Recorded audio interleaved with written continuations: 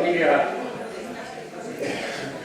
Dobla, muchísimas gracias a todos ustedes por su asistencia a este acto, además tan entrañable y tan significativo por lo que vamos a ver cómo es. Siempre la presentación de un nuevo libro, un libro que ha sido editado por la Fundación CB, en magnífica serie que está haciendo de personajes singulares, y para este acto va a tomar la palabra en primer lugar el señor presidente de la Real Sociedad Económica de Amigos del País, don Emilio Cruz Villalón.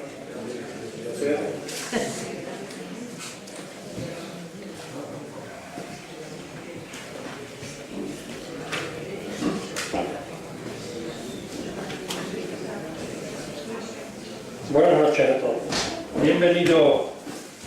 Bienvenidos a esta sede tradicional de la económica. Como ha dicho Álvaro, vamos a tratar de la presentación de un libro titulado Francisco Rodríguez Arias, periodista extremeño 1915-1998.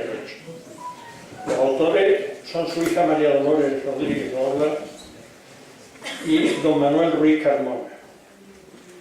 Bienvenido especial otra vez al presidente de la Fundación y enhorabuena por el acierto de publicar esta serie de libros denominada Personajes Singulares.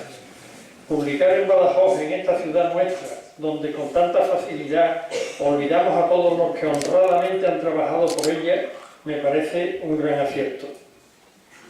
Tenemos que conocer y estar más orgullosos de nuestra historia y de sus personajes. Se trata este libro del cuarto número de la colección y está dedicado a nuestro inolvidable socio, don Francisco Rodríguez Arias. De él guardo un especial recuerdo. Cada vez que coincidía con él en esta sala lo veía como un personaje valioso y respetable. Seguramente porque sin conocerlo mucho sí que había oído hablar a mi padre siempre bien de él como una persona honrada y trabajadora. En la práctica comprobé que efectivamente lo que me habían dicho era absolutamente cierto. Lo recuerdo perfectamente sentado en esta mesa, donde está ahora Álvaro, en una sesión en la que se trató aquí sobre la Universidad de Extremadura.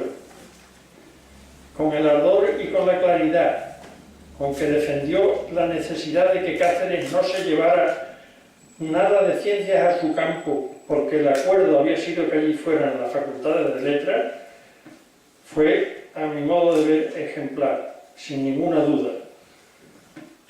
Si todo el mundo hubiera sido así de claro y contundente, seguro que obras públicas y veterinarias estarían en nuestro campus de Badajoz en lugar de 90 kilómetros. Felicitar a la autora, a María Dolores y a su marido, y a las hermanas, en lo que hayan colaborado, por el orden con que han recopilado y reproducido todos esos artículos que constituyen un auténtico repaso a los años que casi todos hemos vivido y que suponen recordar paso a paso nuestra vida por nuestra ciudad. Por ejemplo, no me resisto a contaros con el interés que me he leído los artículos sobre su afición a la caza.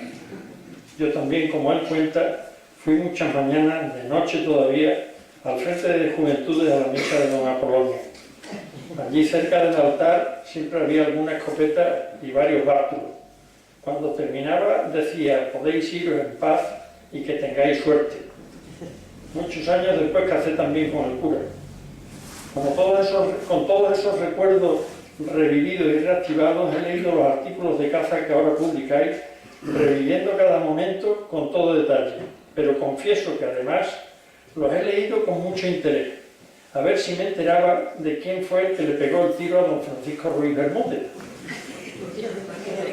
Lo recuerdo con su bata blanca y toda la cara llena de puntos oscuros, cada uno correspondiente al impacto de un perdigón perdido. Así entró en clase en el Instituto Zurbarán para darnos matemáticas y con mucha gracia nos contó que el domingo pasado de caza lo habían confundido con un conejo. Pero no dijo quién se había equivocado. Vuestro padre, después de leer los artículos, tampoco. Así que debieron quedar en secreto todo el asunto y yo sigo quedándome con la intriga. Como mi misión se limita a la presentación del acto, pues simplemente para no aburriros, voy a pasar al lado de los que escuchamos, para seguir atentos a lo que nos cuente Álvaro Meléndez y los autores. Muchas gracias y felicidades por haber tenido este padre, este maestro, periodista, simplemente amigo. Recordaros que el día 19, próximo, a las 19 también, a las 7, se presenta en este local el boletín de la biblioteca número 8, correspondiente al segundo año, y les invitamos a todos a que asistan, que siempre suele ser interesante. Muchas gracias. Muchas gracias, señor presidente. Tiene la palabra el señor presidente de la Fundación CB, don Emilio Vázquez de Herrera.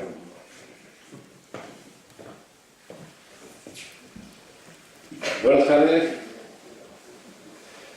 querido tocayo, presidente, amigo y muchas más cosas. Muchas gracias por acogernos en esta nuestra casa.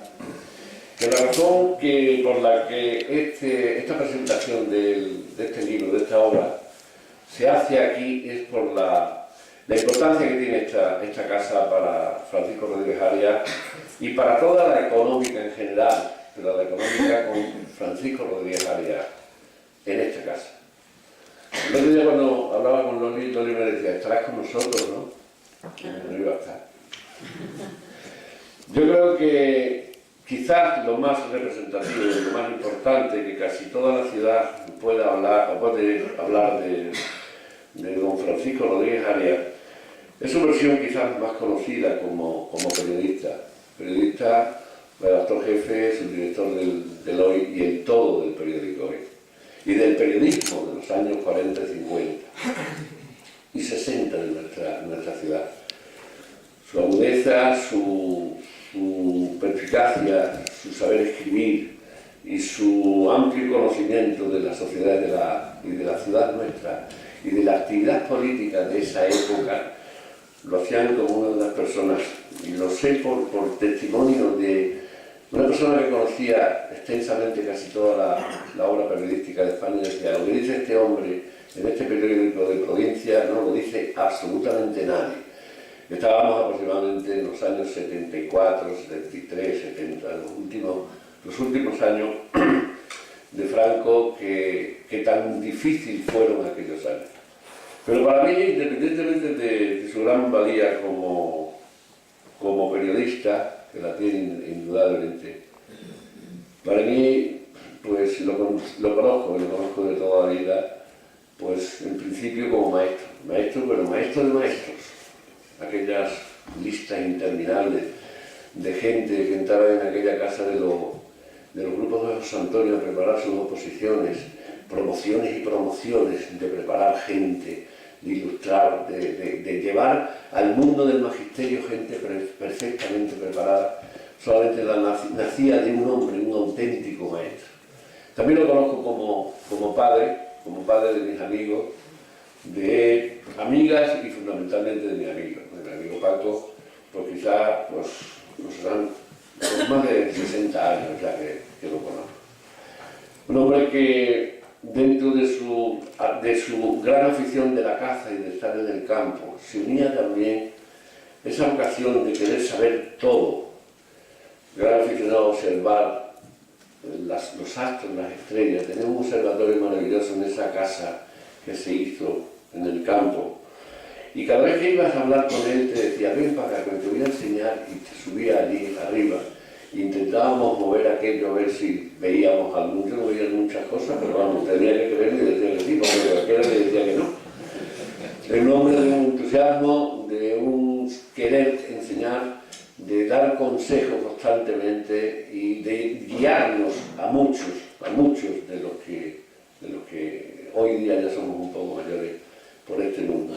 Cuando yo saqué las oposiciones de los hogares provinciales, otra personalidad tan grande como él, tan importante, tan grande, porque el tamaño también era muy pequeño, que era mi suegro, Ildefonso Sánchez Redondo, me dijo, deja hablar con Paco Rodríguez Arias, que él te orientará. Y me dijo todo lo que tenía que saber. y todo lo que debía hacer y lo que no debía de no hacer. Para mí ha sido una guía, un maestro y un auténtico amigo, porque además de eso, decían a la gente que era antipático, no era antipático. Era antipático cuando tenía que rendir. Y me imagino que su hijo Paco, cuando estaba jugando a las palomas, en vez de estar estudiando, porque tenía que rendir, como era lógico. Pero era un hombre tremendamente humano y tremendamente bondadoso. Esta casa le debe muchísimo y pertenece a ese grupo importantísimo de la casa, que le podemos decir los años de plomo de la económica, que fueron capaces de estar limpiando este suelo y quitarle el polvo a los libros estos porque no tenían absolutamente nada de presupuesto. Esta casa, como muy bien dice don Alfredo Liñán, siempre olía a masones y eso no estaba muy bien visto. Entonces no tenía las grandes simpatías en el régimen anterior. Y los que estuvieron aquí, ese grupo pues, de Juan Antonio Cansino, de Antonio Zoido, de José María Collado, de incluso nuestro último o penúltimo presidente o director de la económica, Francisco Pedraja, fueron un bloque de personas que en los años 50 fueron capaces de salvar la cultura y sanear la opinión pública de esta ciudad nuestra, a la que le debemos muchísimo. Nosotros desde la Fundación, del primero que pensé cuando creamos la colección de personajes célebres fue a Paco Rodríguez Area. E inmediatamente yo hablé con Loli, que si sería capaz, inmediatamente pues nos ha hecho esta verdadera maravilla, que en algún momento parecía que eran las obras completas de Paco Rodríguez Area. Hemos tenido que reducirlo porque era enormemente grande, porque hay muchísimo más de lo que vaya a conocer. Y sin más agradecerle a Loli y a todas las hermanas y a su hijo del gran padre que han tenido, el gran maestro y el gran amigo. Para mí será siempre testimonio de vida y un ejemplo a seguir del que hablaré a lo largo de toda mi vida. Muchas gracias. Solamente recordarle una cosa. Nosotros en este afán de tratar de ayudar al conocimiento de la ciudad de Badajoz y sus personajes, mañana recuperamos una obra maravillosa que está agotada gracias a la colaboración de la Caja Rural de Extremadura, que es la historia del episcopado eclesiástica de la ciudad de Badajoz, de la continuación del Solar de Figueroa. Hemos conseguido reeditarla, esa edición que estaba agotada. El acto de presentación del libro será mañana, a lo cual le invitamos a todos ustedes a que vayan exactamente igual como el acto de hoy, que nosotros hemos venido aquí precisamente para dar el testimonio primero de la vinculación que tenía Paco Rodríguez Area con la económica y en esta sala concretamente. Así que los esperamos a todos y muchas gracias por su atención y enhorabuena a los autores.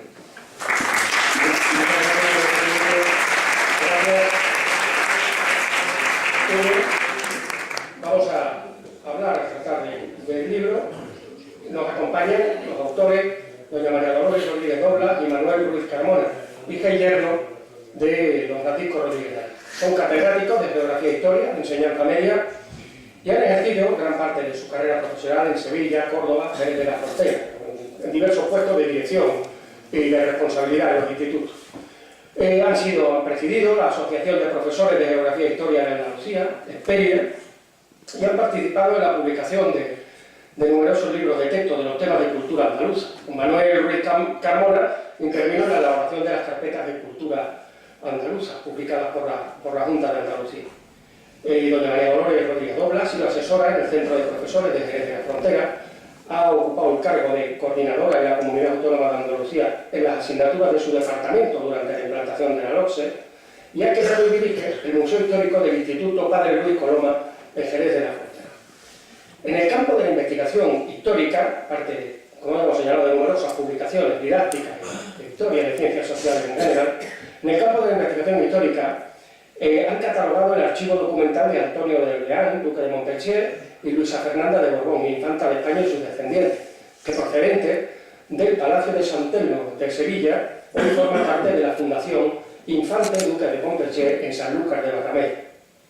Allí es donde actualmente desarrollan y desempeñan la dirección de ese archivo de la Fundación Infantes de Montpensier, como hemos llamado, en San Lucas de Barrameda, de manera que todavía no están en el merecido júbilo, sino que siguen en el campo de la investigación y ahora son autores de este amplísimo estudio. Antología sería la verdadera definición de este libro que nos traen aquí mediante la fundación de CEBE. Yo sí quería, porque ellos van a hablar con mucha más precisión de lo que es el libro, yo sí he tenido la ocasión tanto de haberlo tratado, de haberlo escuchado a don Francisco Rodríguez Arias aquí, en esta casa, en esas tertulias que había con una gente extraordinaria hace ya muchos años, y de ahí me quedó él nos descubrió quizá en aquellos años 70, 80 exactamente, en esa época, un poco el valor de la prensa y la importancia que tiene la prensa, sobre todo la prensa y la democracia, y el valor que tiene la información, la opinión. Yo sí tengo una anécdota, que es lo único que recuerdo, que a mí me terminó determinado por este mundo y la importancia de los medios de comunicación social en una sociedad que quiera ser verdaderamente libre. Andábamos por aquí discutiendo, y entiéndaselo de discusión en el buen sentido de la palabra buscar la luz, ¿no?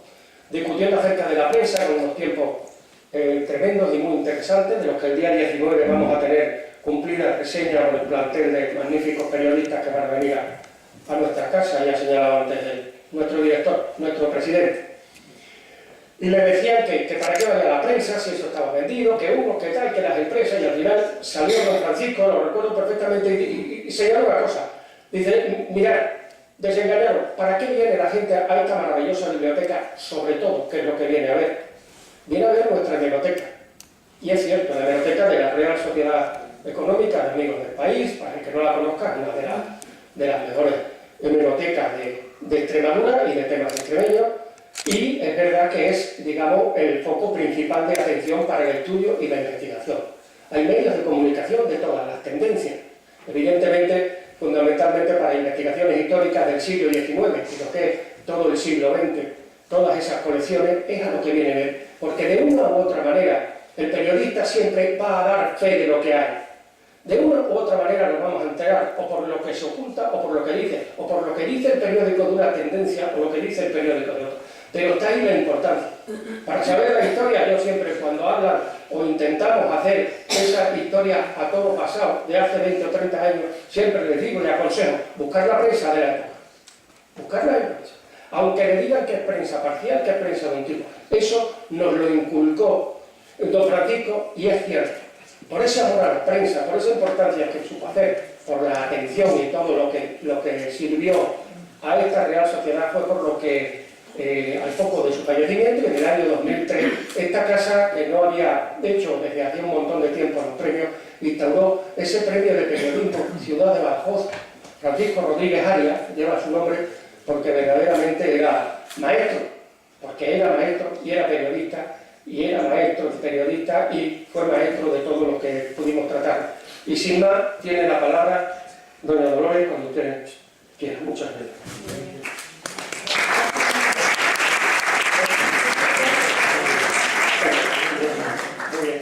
Bueno, primero habla Manuel Ruiz Carmona.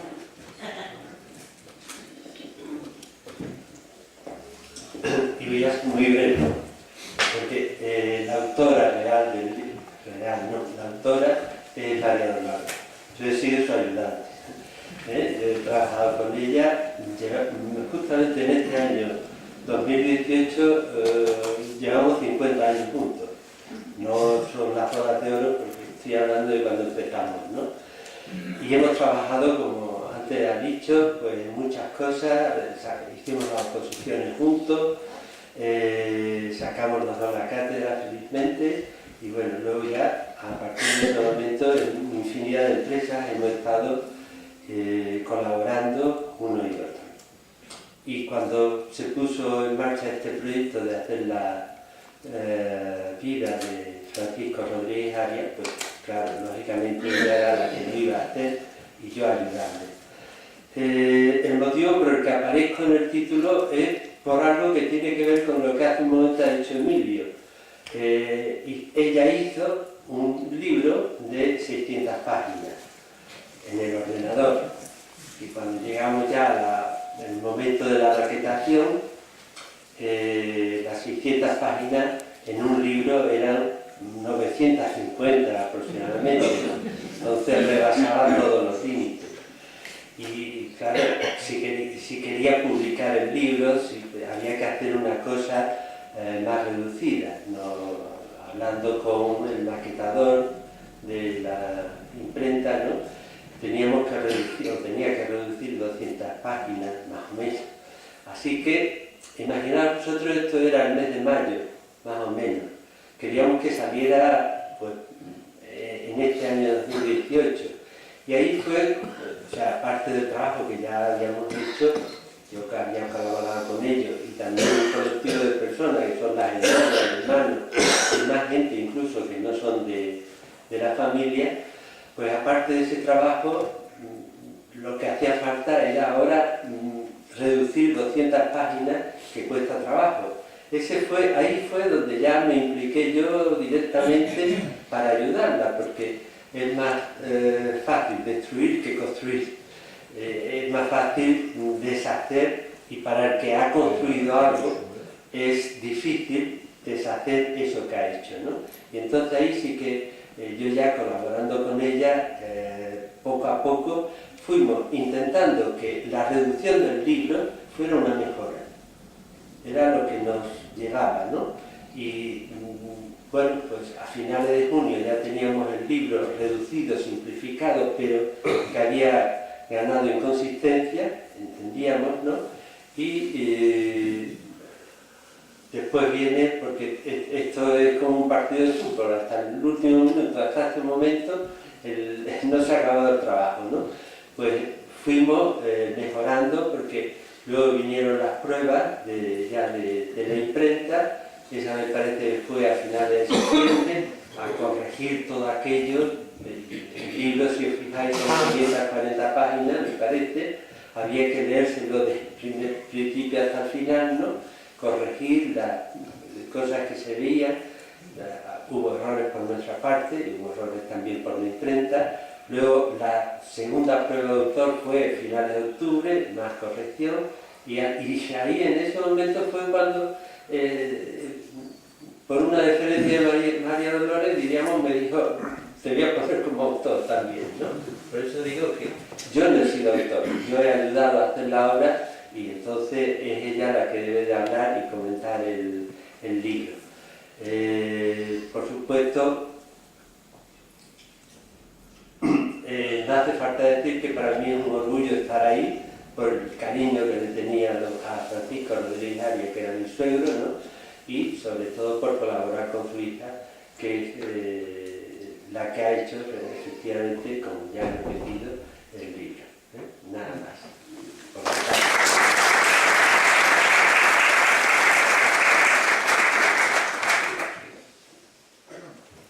Buenas noches a todos. Estoy encantada de estar aquí porque esto es el final de esta carrera y como agradecida, primero os voy a agradecer a todos los que estáis aquí vuestra presencia, pero fundamentalmente quiero significar nuestro agradecimiento por Emilio Cruz Villalón, que nos ha facilitado estos locales y tanto que hemos podido trabajar en la Sociedad Económica de Amigos del País, en la consulta de los periódicos y en la data que hemos dado, en tantas cosas hasta que hemos terminado. Porque debéis saber que somos 6 hermanos, entonces hemos colaborado todos y cada uno ha salido con una idea diferente y pidiendo cosas. En fin, nuestro agradecimiento a Emilio Vázquez Guerrero, presidente de la Fundación, que ha publicado el libro y que nos abrió la posibilidad de hacer algo que nosotros ya hacía tiempo que queríamos hacer y que decíamos, pero ¿cómo lo hacemos? ¿Cómo hacemos esto? Pero él tomó la iniciativa, él nos ha empujado y no tenemos más remedio que agradecérselo, porque nos parece el libro precioso, porque nos parece muy digno, porque me parece que responde a la categoría que nosotros creemos que tenía nuestro padre. A Teresiano Rodríguez Núñez, porque que ya sabéis que ha sido periodista de El Hoy y el director del mismo, que nos ha hecho el prólogo y que nos ha tratado con muchísimo cariño cuando hemos hablado con él y le hemos enseñado nuestro trabajo. A Álvaro Meléndez, que lo tengo aquí a mi lado y que lo conozco desde hace 2 años, que desde que estoy trabajando en el libro, pero no de oídas, pero no de vista, porque mi hermana nos ha estado hablando de él continuamente por el interés tan grande que se había tomado en lo que estábamos haciendo y cómo la ha animado en la búsqueda de documentación que hemos ido necesitando. Luego es imprescindible que os cite y os diga cómo trabajan las técnicas que en la hemeroteca nos han atendido. Laura Marroquín Martínez, Remedios Sepúlveda Manga, Ana Belén Moreno Andrade, que sin ellas nosotros no hubiéramos podido terminar este trabajo. En el periódico Hoy nos atendió Isabel Casillas Pérez del Departamento de Documentación y también nos hizo un gran servicio, así como Fernando Rubio García, que era entonces jefe de servicios del Archivo Provincial de la Diputación, que también nos brindó su apoyo y su ayuda para buscar datos y cuestiones referentes a la presencia de nuestros padres en los hogares provinciales. Bueno, en cuanto a los autores, ya Manolo ha aclarado un poco este lío que nos hemos formado los dos sobre que si soy yo, sobre que si soy tú, pues somos los dos. Pero ahí también están todos mis hermanos. Cada uno ha llevado a cabo un tipo de trabajo, porque eran muchas cosas, copiar un texto o buscarlo, o buscar algún grabado, hacer dibujos, buscar fotografías, pues cada uno de ellos ha tenido una función que nosotros hemos reseñado en las primeras páginas del trabajo. Hacer el libro y ponerme a hacerlo, yo lo había pensado desde hacía tiempo. Cuando mi padre falleció, recogí muchos artículos por ordenar aquello de su despacho que se nos venía encima y que nosotros nadie tenía ganas de meterse allí a ordenar aquello, ¿no? Bueno, pues había escrito tantas cosas de una época en que yo tenía pocos años, pero de los que yo tenía algunos recuerdos y de algunas cosas ningún recuerdo. Y aquello que había escrito en los años 50, en los primeros años 50, cuestiones que entraban dentro de mis recuerdos infantiles, pues me divertía muchísimo leerlos, verlos y además que lo comprendía también porque lo había vivido. Entonces, aquellos escritos fueron los que primero me trajeron más, aquellos de los temas que yo reconocía mejor y que se correspondían con esa época infantil.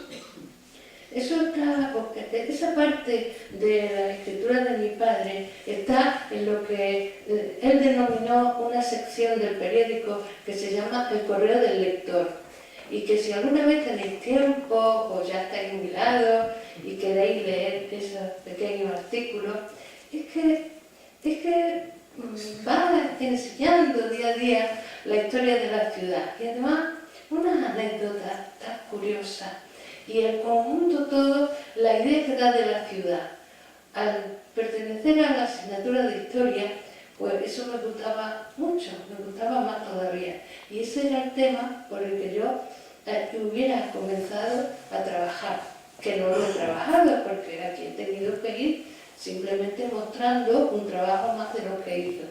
Pero por ahí yo me dirigía.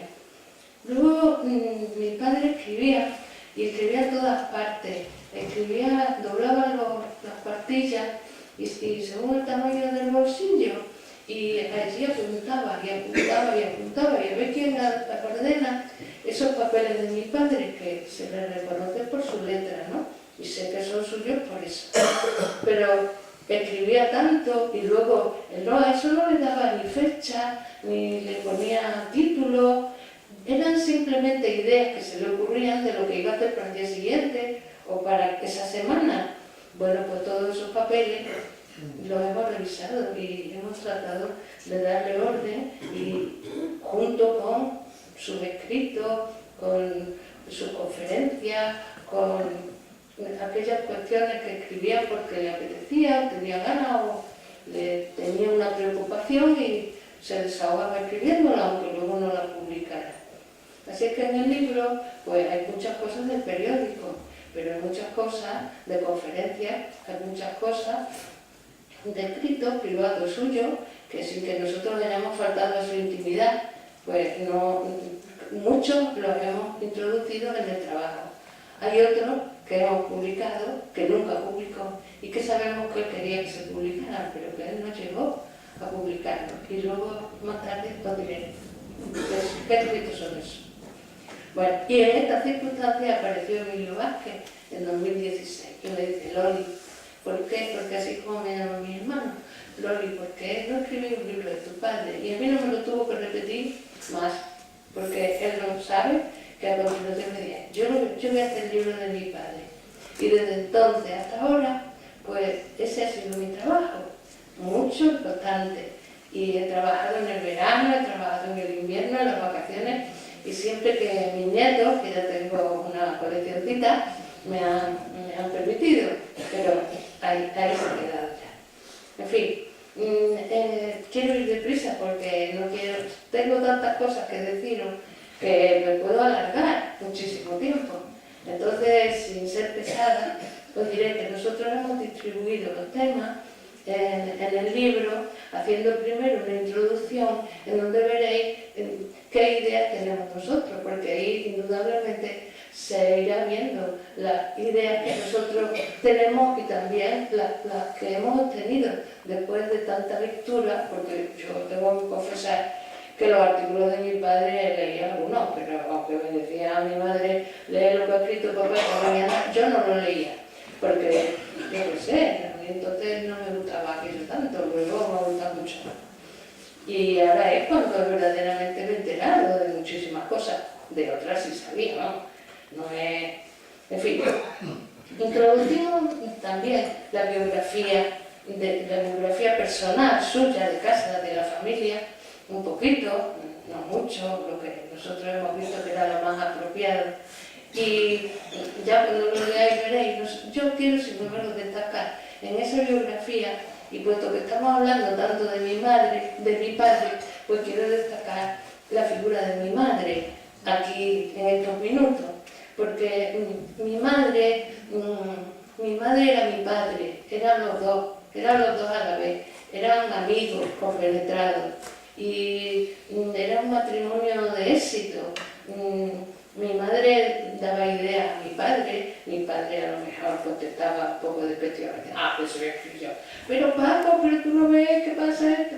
Total, que mi madre era una mujer que nos dio ejemplo a todos de trabajo, de mujer moderna, voy a decirlo así, mujer moderna, no sé si decir liberal, que me da lo mismo el término, pero de ideas avanzadas, de ideas nuevas, de empujones que nos daba a las niñas que éramos más tímidas, por ejemplo, como yo misma, ¿no? Y venga tú a estudiar a la universidad, porque y ella no se paró en nada de eso, en ninguna de las apreciaciones que la sociedad de la época le aconsejaba. Hombre, por las niñas una carrerita corta, porque estamos aquí en Badajoz y ahora mandarnos a la universidad con lo que eso vale.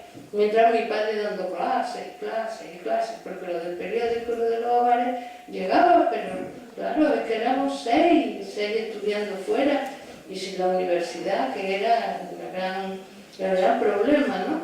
Pero nosotros seguimos su consejo y ella pues se comportó siempre como una mujer del siglo XX, que es en el que vivimos, pero no se vivía en el siglo XX, aquello era el siglo XIX, para muchísimas cosas.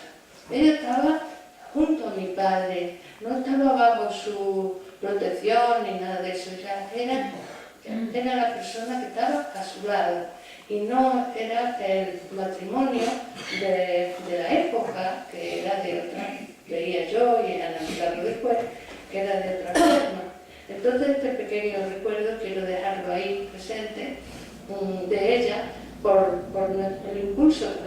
nosotros, pero que a mi padre indudablemente también se lo dio. Por lo demás, en el libro, pues nosotros lo que hemos desarrollado fundamentalmente es su vida profesional, por una cuestión fundamental. Mi padre, su vida y su profesión eran una misma cosa. Él habla de su trabajo, del periódico, de los hogares, y dice, es que esto es mi vida, es que lo confundo con mi vida, es que no puedo escribir la historia del periódico porque tiene aquí guardada una partilla, unos folios sobre la historia del periódico. No lo puedo escribir porque la historia del periódico es mi propia historia, es mi historia. Entonces, mi padre, se escribió a sí mismo, se definió a sí mismo. Él era transparente y público, porque lo que escribía todos los días salía en el periódico, no había vuelta atrás, estaba descubierto por todas partes. Entonces, nosotros pues, hemos trabajado fundamentalmente en el desarrollo de su vida profesional, a dos niveles. Uno, el de los hogares, donde trabajó tanto tiempo como en el periódico, y el otro en el periódico, ¿no? Después hablaré un poquito más de estas cuestiones. Y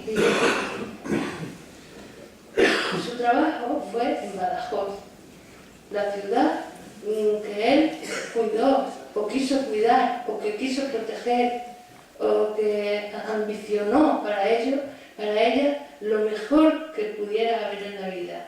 Así es que gran parte de ese trabajo que hizo en el periódico, el tema es Badajoz. Y el otro tema de mi padre es Extremadura.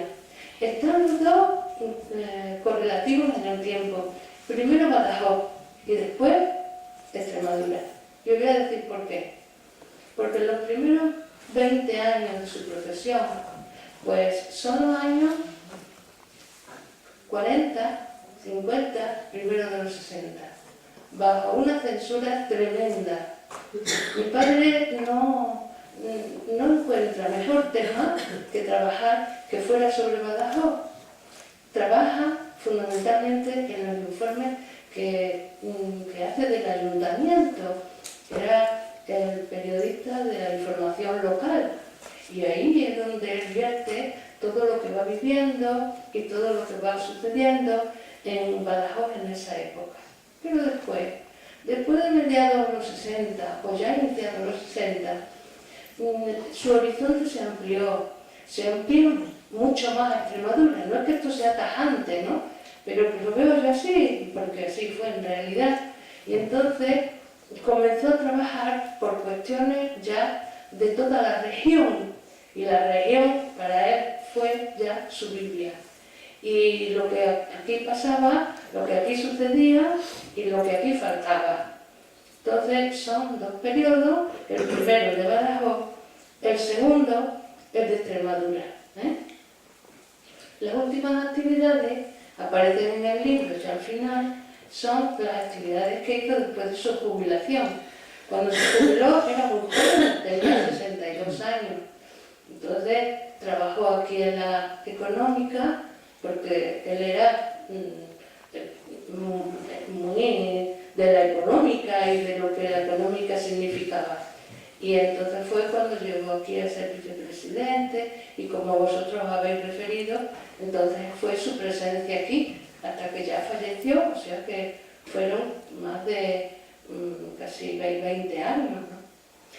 Que estuvo jubilado. Y en esa jubilación siguió escribiendo en el periódico y siguió opinando, pero claro, ya no era periodista del periódico. Y por último, el libro tiene unos anexos con aquellas cuestiones que no hemos desarrollado de otro modo, pero que queríamos que estuvieran ahí. Hay un punto que quiero que sepáis que hemos incluido y que os incitará la curiosidad a leer en el libro. Se refiere a la guerra civil. Él vivió la guerra civil como un muchacho joven que lo meten a pegarle tiros al que tiene enfrente, que pasó tiempo hasta que lo convencieron de que estaba donde tenía que estar, porque cuando llegaron despistados, eran muchachillos que está allí y que hasta le divierte estar porque no ve violencia ni ve nada, escribe sobre las estrellas y allí en el campo estaba, no sé, las cosas que escribe parece que anda muy contento. Hasta que cuando ya llega el año 38 las cosas variaron. Y ahí en el 38 él fue uno de los que estuvo en la famosa Bolsa de La Serena y tuvieron que retroceder y su comandante nos mandó retroceder. Y ocurrió un hecho que lo persiguió toda la vida. Eso que ocurrió allí lo persiguió toda la vida. Eso lo digo yo porque a mí me lo han contado miles de veces, porque él no lo escribía y tampoco lo contaba, pero estamos convencidos de que quería que se supiera, pero no podía decirlo. Pensamos, cuando ya estaba malo, el último verano, en un cuadernito, lo veo todavía escribiendo, estoy explicándome, mira, estoy haciendo esto, y yo hablando con él. O sea, es lo último que escribió. Bueno, pues lo leéis, ya lo digo ahí, para que no... Sí. De periodista hasta el último momento. Sí. En fin, bueno, el método que hemos seguido ha sido dejar que su palabra, que su palabra escrita sea la que cuente la historia. Así es que teníamos tanta documentación que no lo podíamos permitir. Allí donde veíamos que aparecía él, o de alguna manera que reflejaba su vida, hemos incluido el texto. Hemos pretendido que él mismo sea el que, por lo tanto, narre aquellas cuestiones suyas, propias. Además, él decía, el que escribe porque desea decir algo.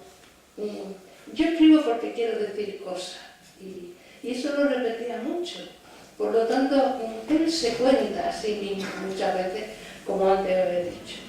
Entonces, para eso hemos recogido sus artículos. Miren, teníamos un archivo suyo, una documentación suya que hemos ordenado. Pero ahí había huecos, ahí había cosas que nos faltaban o que nos parecía que teníamos que corroborar de otra manera. Y entonces han sido mis hermanas, mi hermana Ana, mi hermana Teresa, mi hermana Mari Carmen, las que han estado en la hemeroteca todos los días, buscando artículos y luego digitalizándolos y mandándomelos a mi casa, porque yo vivo en Jerez de la Frontera. Y entonces yo los recibía y iba acumulando aquello que iban ellas encontrando en el periódico Hoy, en la Diputación, ¿no? Por otro lado, otra hermana mía que vive en Madrid, que es Rosario, pues le encargábamos que nos copiara cosas porque no dábamos abasto. Copia esto, copia aquello. Y entonces ella ha ido copiando los documentos que nosotros le hemos ido pasando. Y mi hermano Paco, pues nos ha ayudado bastante en la recogida de datos por Badajoz. Y nosotros nos mandábamos, ve a preguntarle a fulanito que si papá estuvo en tal sitio, ve a la, no sé, a la hermandad suya, que era de San Andrés, y a ver si conseguimos hablar con alguien de la hermandad que nos diga cosas suyas en la hermandad, y todas esas cuestiones las ha llevado adelante Paco, o cosas que no éramos capaces de buscar en los textos. Entonces, pues a lo mejor te aburriste mucho, pero yo voy a acabar. Bueno, su vida profesional partió de la guerra civil. Tuvo esa malísima suerte que la tuvo su generación. Ellos estaban estudiando y los mandaron al frente. No habían acabado la carrera. Y luego el ejercicio de su carrera se ha hecho durante la dictadura. Ahí es donde está el trabajo de mi padre. Eso nos ha obligado a estudiar todo el periodo de la dictadura o a repasarlo, que tampoco nos gustaba a nosotros demasiado, la verdad. Pero bueno, eso es de donde hemos partido. En los hogares provinciales comenzó en el año 40, ¿no? Bueno, antes. Ya en el año 40 ya era el director en los hogares. Él ha sido maestro en los hogares cuando todavía las clases y las escuelas estaban en el hospital, no en el edificio de los hogares de siempre.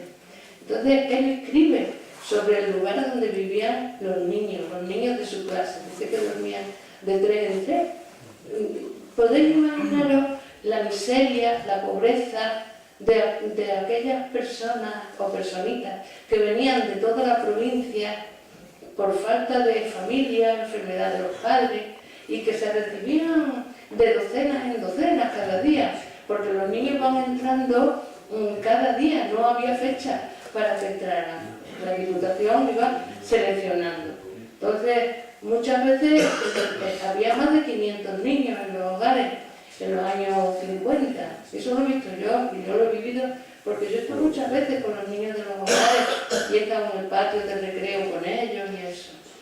Bueno, y por otro lado, en el periodismo, pues comenzó a trabajar en un Badajoz hundido en la pobreza, hundido en la miseria, en un Badajoz dentro de las murallas, donde ya no se cabía, donde ya no había posibilidad, porque la gente venía en manada de los pueblos por el hambre, buscando comida en Badajoz. Había que ver qué comida encontraban en Badajoz y dónde se instalaban, en los alrededores de Badajoz, dónde se instalaban, en las moreras, dónde se instalaban, en el Calamón. Es decir, él le llama la corona de espinas de la ciudad, lo que rodeaba la ciudad, lo primero que se veía de la ciudad.